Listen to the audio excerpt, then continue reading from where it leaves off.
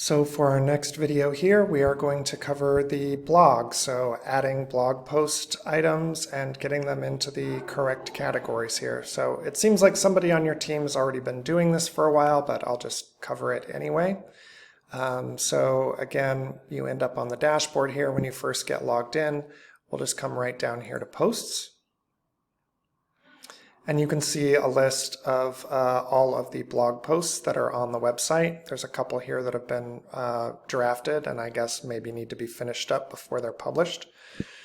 In any case, you can edit these as they are, or you can add a new blog post. Let's just go ahead and click into one that's already live on here. So what is my home worth? We'll open that one up.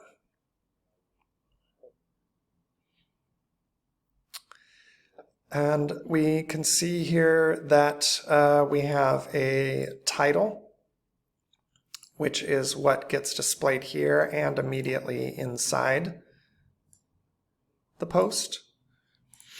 And then, of course, we have all of our text here, any images or videos or any other items you might want to include.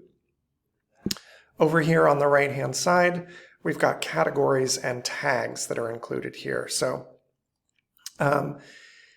yeah, to add something to a category, you really just need to check it off in the list.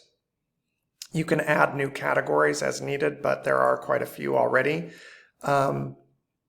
Typically, the categories would automatically show, all of them would show here, but I think as you remember, we have limited these. So if you guys do decide to add a new category that you want to show up on here, you're going to have to come to us to get that to show up. For the time being, it's limited to this listing up here. So you can see that home ownership is listed as the category, which is what shows here on the blog post. And it's also how it will categorize it for these items up here. So if you were to add another one, then we'd have 119 in home ownership. Really, it's basically, other than that, hey, here's the featured image, sorry. You will need to add a featured image to show up here for the blog post. That's what gives it this nice little grid appearance for the posts. If you don't add one, this is the default image that shows up. It's just the logo. We could swap that out at some time for something else if you would rather, but that's the stand-in for now. Other than that, everything here works the same as it did on the text editing video I showed you earlier. So obviously you can edit, add text here. If you're writing a very long blog post, we don't recommend that you do that in this space. It is possible, of course, for your internet to go out or for something to go wrong, and then you would lose your work. So, you know, if you're making some small text edits, that's fine to do within here. If you're writing up something that's quite long, we do recommend that you do that in Word or your email program or something else that does autosaves so that you don't potentially lose your work.